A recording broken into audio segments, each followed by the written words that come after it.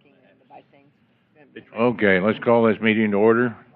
Notice of an open work session of the City Council of North Kansas City, Missouri, June 5th, 2018. Eric.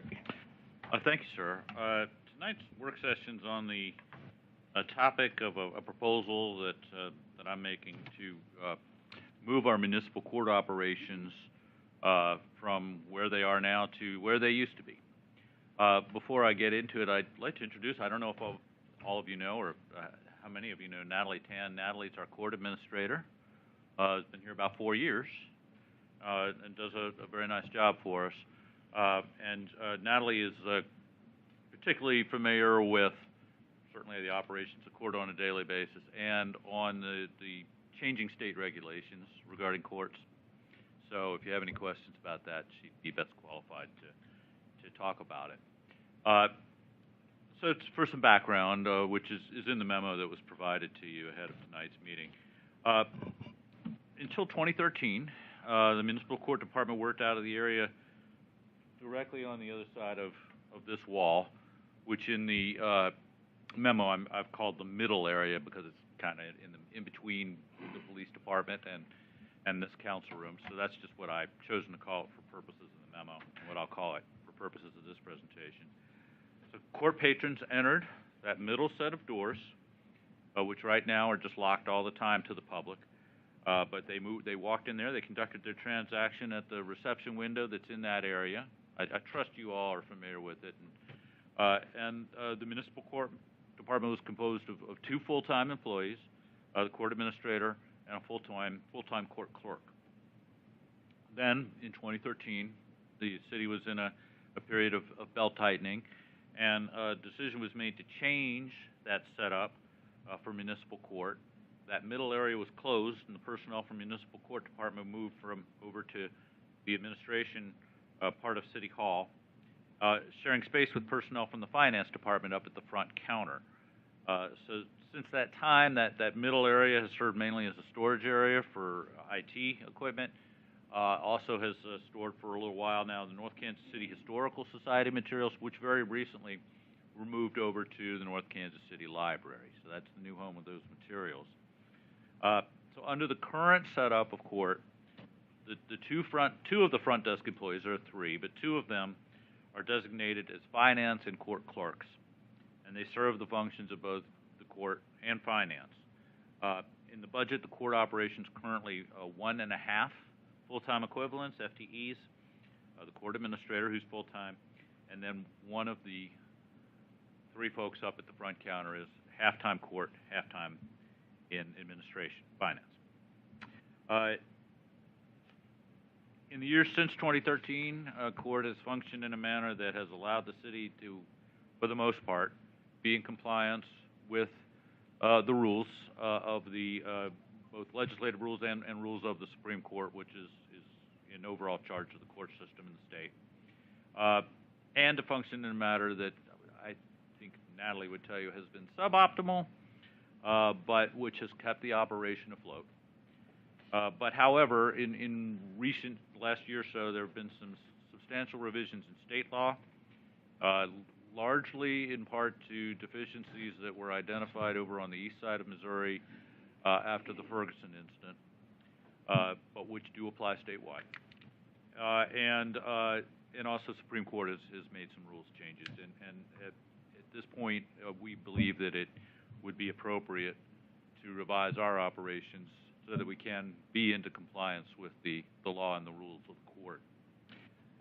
According to Missouri Supreme Court rule that's discussed in your memo, municipal court offices have to be clearly marked and visible and separate from other city offices. Payment windows and payment options have to be clearly posted and visible. Hours of operation and contact information have to be very clearly posted all the time, not just some of the time as is the case now. All signage has to display a clear division between the court and other administrative branches of government. And court clerks are not supposed to share duties with any other branch of government. So we are out of compliance now with these rules. And it is now, I'm proposing that we do move the court operation back to the middle area as it used to be. in order to get into compliance with the rules and improve the operation of our court. This would involve adding one full-time position, one FTE, to the current city roster. Court administrator's office will be moved back into the middle area from where it is now over on the administration side. Court files, which are also over there and in a locked office, would also be moved back over to the court area where they would be secure. In general, that operation would be completely self-sufficient. There might be occasional need on some court nights if the court clerk was absent for some reason for somebody to fill in. But for the most part, it would operate completely independently. The court office would be closed on Friday to the public, but the court personnel would be in the office at least part of the day to handle administrative tasks. But because they work late on Monday night's court night, they might have some time off on, say, a Friday afternoon. Making this move would accomplish a number of things. It would bring the court into compliance, as I noted. It would allow the court administrator to be more directly involved. Right now, Natalie has an office in one of the back offices with windows facing Gentry. It would allow her to be more involved in the operation with customers. It would move court closer to the police department, which is the department of the city it most frequently interacts with. It would also would open up actually two offices, one of which I would intend to move our court or our city clerk, Crystal, into. I do think that her operation would benefit from having a private space as opposed to being out where there are a lot of distractions at the current time. There might be time when I might ask Crystal to move forward and help out in the front if we needed that, but I do think that would be another benefit, not related to court, but a side benefit. There would, of course, be some costs involved with doing this, identified costs that I think that would definitely be on the high end, depending upon what health plan a new person had. We've identified those in the memo. They come to about $59,000 on the high end. And then there would be some one-time costs to make the move, which would not recur annually. The negatives associated with this, aside from cost, one challenge, and it might not be so much a negative as an opportunity, but it would open up more time now for the two people who are currently working, or the two folks who are now finance court clerks would no longer have court duties up at the front desk, and therefore there would conceivably be some downtime at times. Even now, sometimes there are some downtimes, and then sometimes they're busier than they can deal with. But this would, if they're no longer performing court duties, that would open up time for other things, and we would need to find some things. And I believe that we can do that, but that would be just something that we would need to work on. All in all, though, I do think that this would be the appropriate time to move court operations back over to that middle area. If the council agrees, after asking us any questions you have tonight, then we'd bring forth a budget amendment for this fiscal year to take care of the costs of staffing up and moving over, and then plan for that in the fiscal year 2019 budget that will be submitted to you in August. So, do you have any questions that we can answer? It's not a case of whether we want to do it. If we're going to be in compliance with the state of Missouri, we're going to have to do it. I think so. This is something, in my circle, where cities are complaining about it because a lot of cities have done the sorts of things that we've done, and now we are all being told we have to go to this total separation. Is there some kind of but there really isn't to comply, and we need to comply. There's no. If you're out of compliance, then are you fined, or are you sent to Jeff City, or what do they do to you if you're? I don't know what the repercussions might be. Do you have any? They'll give us a couple of warnings to get in compliance, and then they can make the recommendation that our municipal court be absorbed by the Associate Circuit Court in Clay County. Yeah, which I don't understand. There are actually, I know some cities that are doing that are just getting rid of their municipal court and letting that happen. Not something we're proposing tonight, unless that was something that you wanted us to look further at. we believe we're best served by continuing to have our own municipal And court. you said we had to hire another full-time employee. Yes, that is how that's how it would work. That person would work full-time with Natalie over in the new court area, resort court area. Tom? And I'm assuming there won't be any additional IT equipment or anything needed, we'll just transfer it all around? I'm assuming. Yeah, the one-time expense that we're talking about is for furniture, but I don't believe that we would have any need for. And I'm assuming too, Chief, that you're on board with this? Very much so. I don't see any problem. I mean, if we don't do it, we don't need to have our hands slapped. I mean. Yeah, you know, as to whether I don't think anybody would be thrown in jail, but you know, if the court tells you need to do something, and we're a government and we need to do it, so yeah. Is there any, you were talking about the downtime for some of our employees at the front desk. Is there any additional training or something that we can train them to do that maybe will fill some of that downtime? Or do you have any ideas That's a on good, that? I think we need to explore those things a little bit further, but I think we can find some things that need to be done that would be useful to us and that the additional time might help us with. Okay. One more question, Don. Yeah, Tom? And all the move will be done in-house, correct? I mean, our Yes. employees will move them from upstairs to downstairs? Oh, yes, yes. Okay. I got a question. You know, I realize now that we have that safety tax, which is more or less pushing this, isn't it? I mean, where we have the funds to do it. You'll know more in August when I submit you the budget, but our revenues are looking pretty good in the general fund at the moment. Can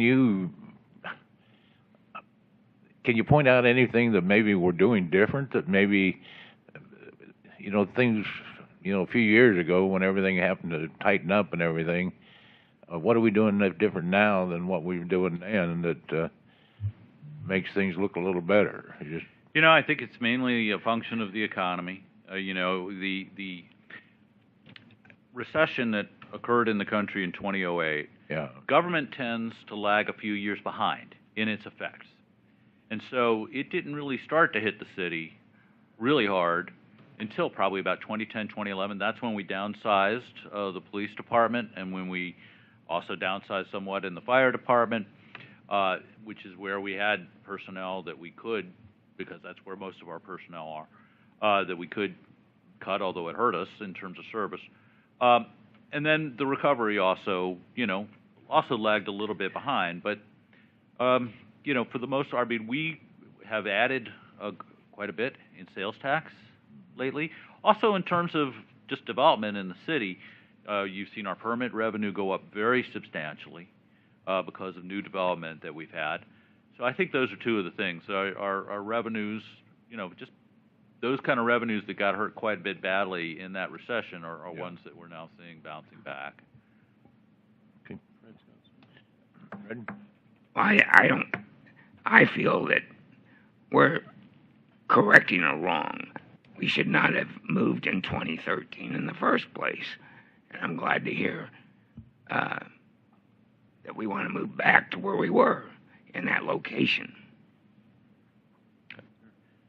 You alluded to Ferguson, Missouri. What was the genesis of this with Ferguson? Well, what a lot of the investigation that occurred after the Ferguson incident revealed were the way that there are a lot of very small municipalities in St. Louis County, and a lot of them have their own courts, and some of those courts, it was felt, were being used as revenue generators, which should not be the main focus of a court, but that there were certain things going on the cities were using their courts for, or it appeared to be, that to legislators signaled that there were abuses occurring in the state, and that court needed to be completely separated, for one thing, from administration, so as to remove that temptation that it would be something that would be used, fines, etc., used to help balance municipal budgets. And so that was part of the legislation that occurred after Ferguson, was in response to perceived abuses mainly over on that side of the state. I don't think you were hearing that that was occurring here in the Kansas City area, but of course, when legislation is taken, for the most part, it applies statewide. Thank you. If you don't mind, I might carry that a little bit forward too, is there's only so much revenue that you can have come from the court to a city budget. And if it exceeds that percentage of your total budget, then that money, the excess money, goes to the state, which it should, because that's just revenue generating. And there's been these small municipalities around that, I don't know, I can't really say that they were revenue generators. I suspect it. And because of the large percentage of fines that came in from the court, they eventually disbanded the police departments. There was a Clay County municipality that Mosby. disincorporated and is no more, Yeah. in part because, that's right, it was Randolph, in part because they were, so much of their revenue was coming from that, and when that was determined that that was improper, they couldn't continue to function. 93%. I seen their city hall the other day. I drove by it. I thought it was abandoned, and the court. I can speed up now down that stretch, I guess. Now, we were allowing the people to pay their fines up front here. Yes, That way that is now, currently the case, but it would no longer be. Yeah. Well, I think I agree with the movement in the court, but when it comes to Crystal's office, I think she really deserves a suite. A window seat at least, I was going to ask. And, you know, Window. maybe a refrigerator and things like that in there. Private bathroom. Yeah. Well, you know, Yeah. if we make this change, it will open up some space in the very front area, and we could separate, you know, into different rooms, and she could have a lounge, and I'll work She on just- that. Yeah. She deserves it. Okay. But the way it is now, you can yell at Crystal and she hears you. How you gonna do How it? are you going to call her? Okay. Move it on. Everybody in favor? Yes. Absolutely. Let's adjourn. Second. All in favor? Aye. Opposed?